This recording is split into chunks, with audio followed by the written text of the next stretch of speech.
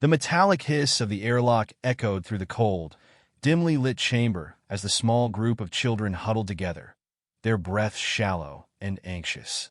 They were barely more than a dozen, with ages ranging from 8 to 14, each one plucked from a colony on the farthest edge of human expansion. In the darkness, only their eyes shone, wide, terrified eyes, reflecting the flickering lights of the alien ship they had been thrust into. This was the moment they had feared, yet still it felt surreal. Zura, the oldest of the group, her chestnut hair tangled from the stress of the capture, stood slightly apart from the others. Her face was calm, a steadying influence for the younger ones around her, though the storm of thoughts swirling inside her was anything but. She'd always been the leader, the one to rally the others, even during the months of hardship they'd endured on their remote colony. But this was beyond anything she had prepared for. "They won't hurt us," Zara muttered under her breath, her voice almost a prayer, though she wasn't sure if she believed it. The words were meant for the others, for herself more than anyone else. "We don't know that." Theo, a scrappy 12-year-old with a bad temper, hissed in a voice far too loud. His hands were clenched into fists, and his body was tense with restrained fury. "They've taken us. They've captured us. I saw their weapons. And those things, they don't look like anything we've ever seen before." Zara turned her gaze to Theo, trying to steady his fear with a look, but it didn't work. Theo was never one to sit still for long, and his temper had only worsened since the attack. He had been the first to charge the alien guards when they'd stormed the colony, a reckless move that had nearly gotten them all killed. Zara had to pull him back, reminding him that there was no point in fighting when the odds were so heavily stacked against them. Still, she knew he had a point. These beings, these aliens, were unlike anything the humans had ever encountered in their explorations. Zara had caught glimpses of their strange, segmented bodies and the unnatural, fluid motions that made them seem more like machines than anything organic. She could feel the weight of their gaze. Even now, across the ship, a soft cough broke Zara's thoughts. Lily, the youngest of the group at only 8 years old, tugged on her sleeve. Her wide, innocent eyes filled with concern. "Zara, will we be okay?" Zara bent down, forcing a smile she didn't feel.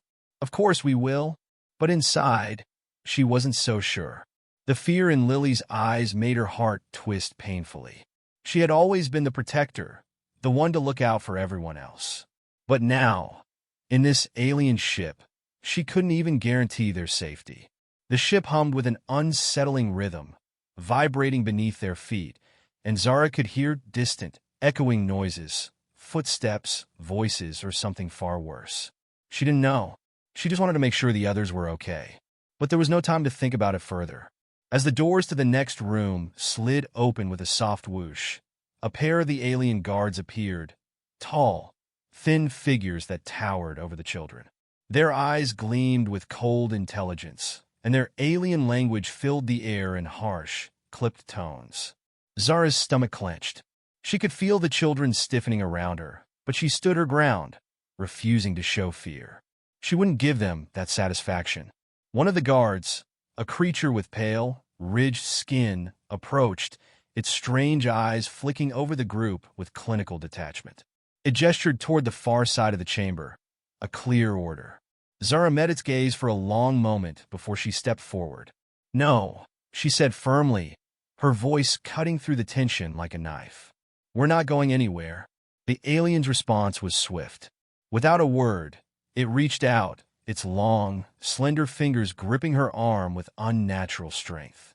Zara gasped, pain shooting through her limb as it dragged her forward, her feet stumbling across the cold floor.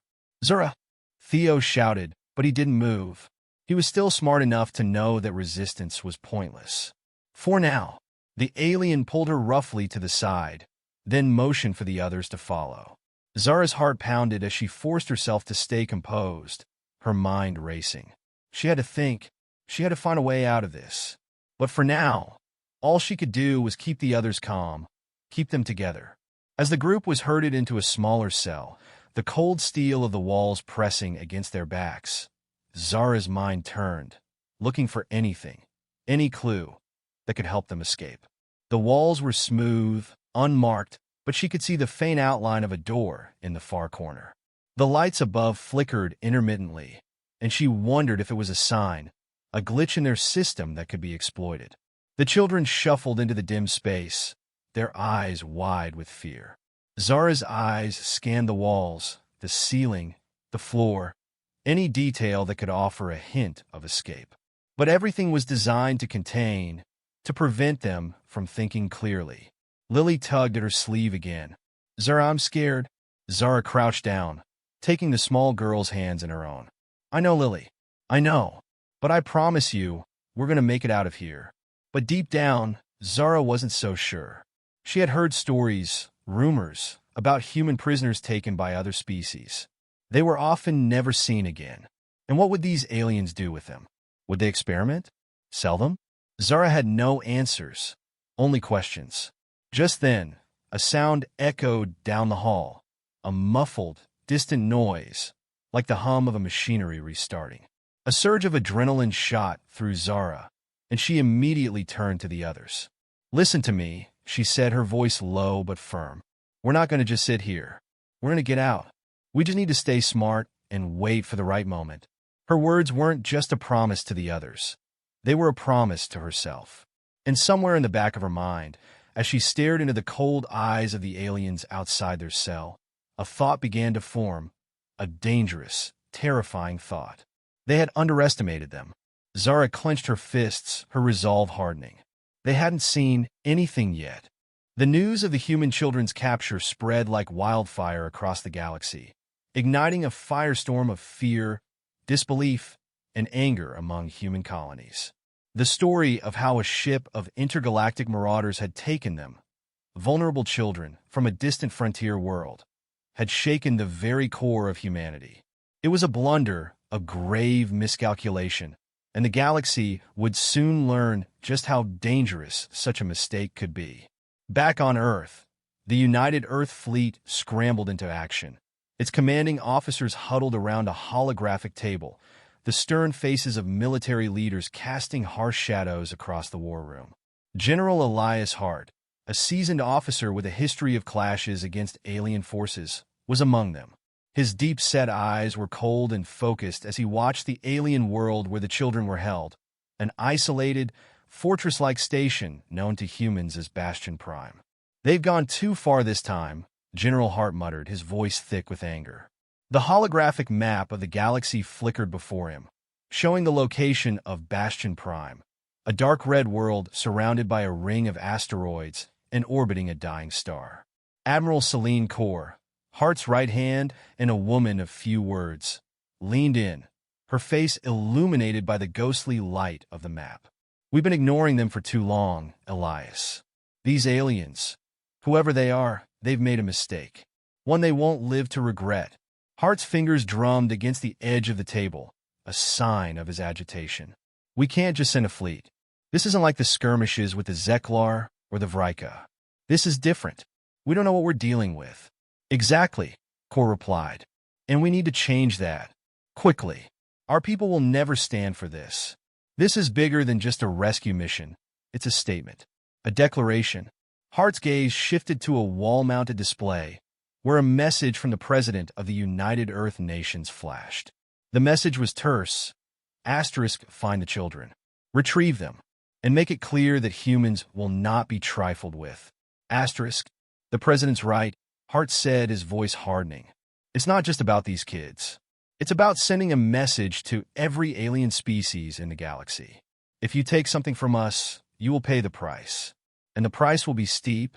The command room fell silent as the weight of Hart's words sank in. The room, once filled with speculation, now understood the stakes.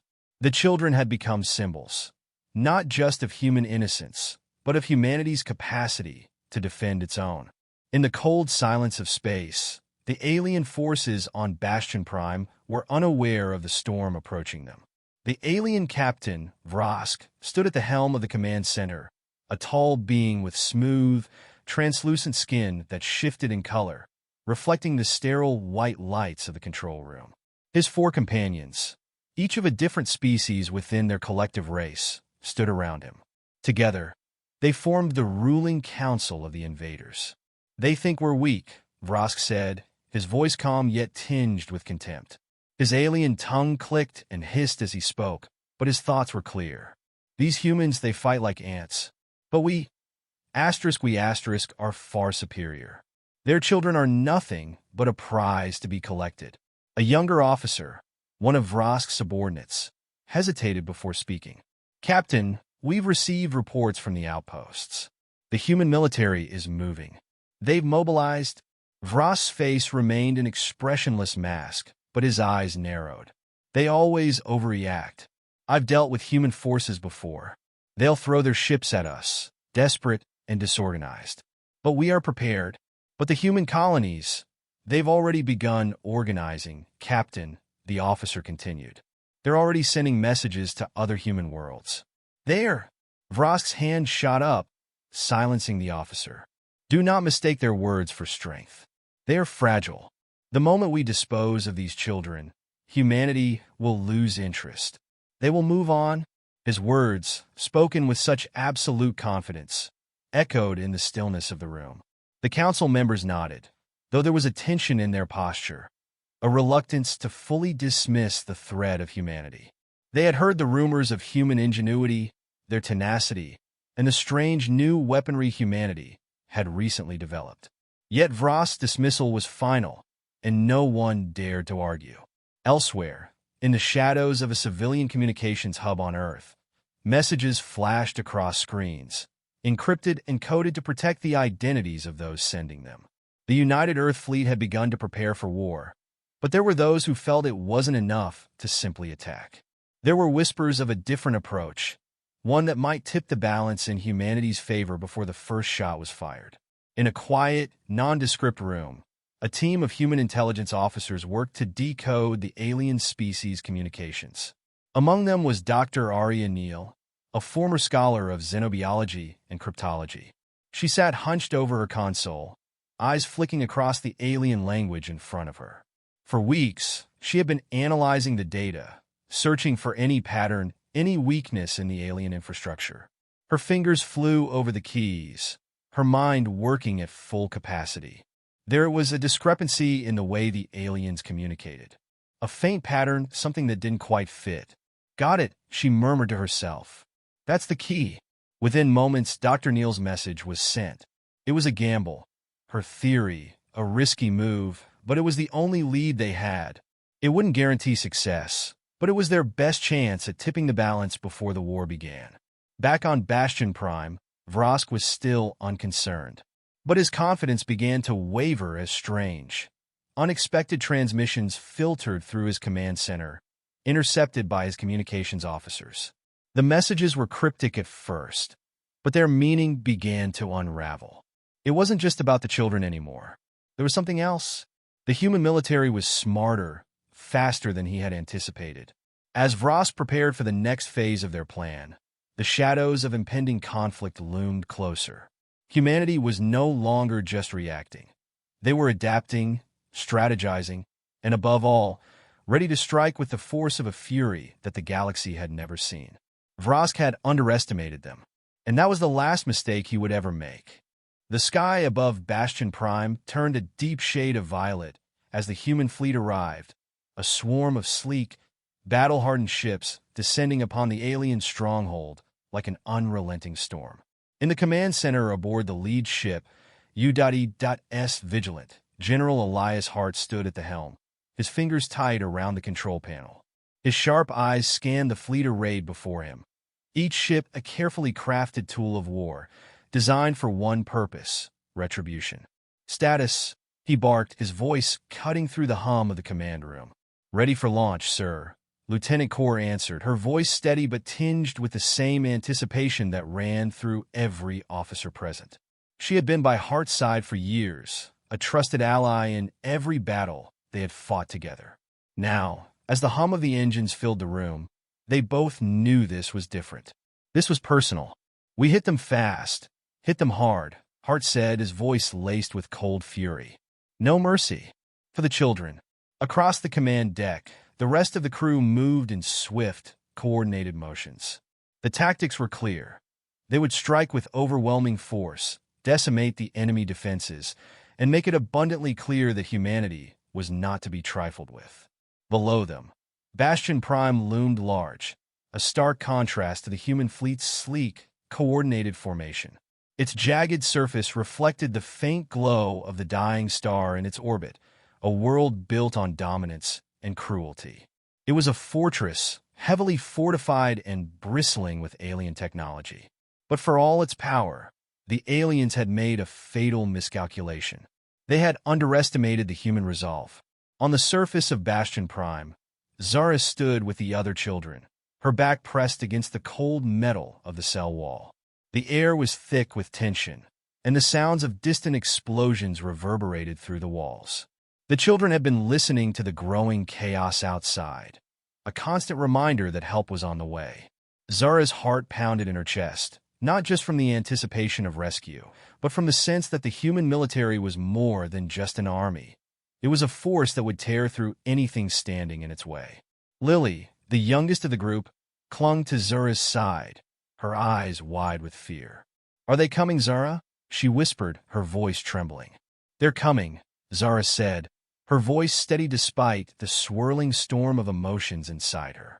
She had promised to protect them, to get them out, and she would see that promise through. Her mind raced as she thought of the plan that had been slowly coming together over the past few days, the one that depended on the children's small acts of sabotage. When they had first been locked away in their cell, Zara had been overwhelmed by the enormity of their situation. But she quickly realized that the strength of their captors lay in their arrogance. They had thought of humans as insignificant, nothing more than a commodity to be bartered or disposed of at will. But Zara knew better. Humans were survivors. They were capable of anything when they fought for each other. It started small, an errant signal from one of the alien control panels that they'd tampered with during a failed escape attempt. Then, a broken lock, a malfunction in the power systems, the alarms that rang out for reasons the aliens couldn't explain. Every little piece added to the growing chaos around them, and each failure only drove the aliens closer to the brink. They were scrambling now, unsure of what to expect from these strange, unpredictable creatures they had dared to cage. Zara looked to the other children, her eyes meeting Theo's. The boy, ever the hothead, was pacing, his fists clenched, ready for anything. His body was taut with the desire to act, to do something, anything to fight back.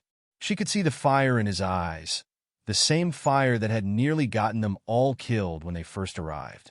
But now, in this moment, it was the fire they needed.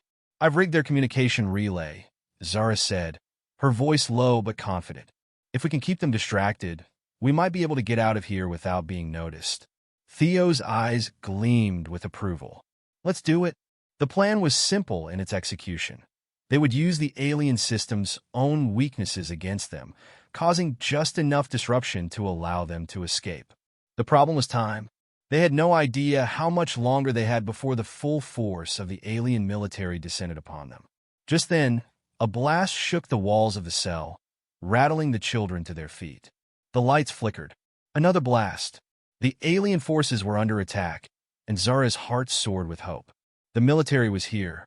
Outside, the human fleet rained down fire upon Bastion Prime, launching missiles and energy blasts that struck with pinpoint precision.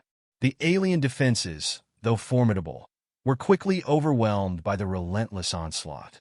General Hart's forces were merciless. Each shot a direct message to the invaders.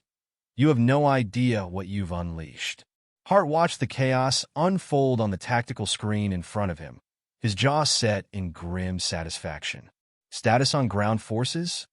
15 minutes until deployment, General, Core reported, her eyes scanning the data rapidly.